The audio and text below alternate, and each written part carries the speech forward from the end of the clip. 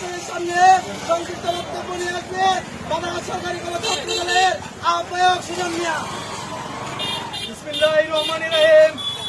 সম্মানিত তাহিরপুর উপজেলা ও ক্রীড়া মঞ্চের নবগঠিত কমিটির নেতৃবৃন্দকে বাদাঘাট সরকারি কলেজ ছাত্র দলের পক্ষ থেকে সংগ্রামী শুভেচ্ছা ও অভিনন্দন জানাচ্ছি।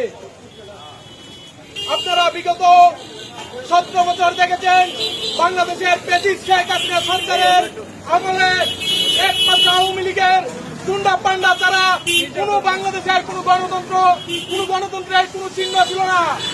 এই 5 তারিখে শেখ হাসিনা বিতাড়িত হওয়ার পরে বাংলাদেশের প্রত্যেকটি গণতান্ত্রিক দল তাদের নিজেদের অবস্থান শক্তিশালী করছে এবং তাদের কমিটিকে বিভিন্নভাবে আনন্দ মিছিলের মাধ্যমে ফুটিয়ে তুলেছে।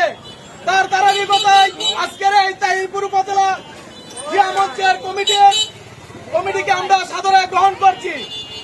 আমরা এখানে একটি কথা বলতে চাই, স্বৈরাচারী শেখ হাসিনা দেশ থেকে বিতাড়িত হলো, তাদের দূষণরা এখনো বিতাড়িত হয় নাই। আমরা সবাই ঐক্যবদ্ধভাবে এই ব্রিটিশ শেখ হাসিনার সন্ত্রাসীদেরকে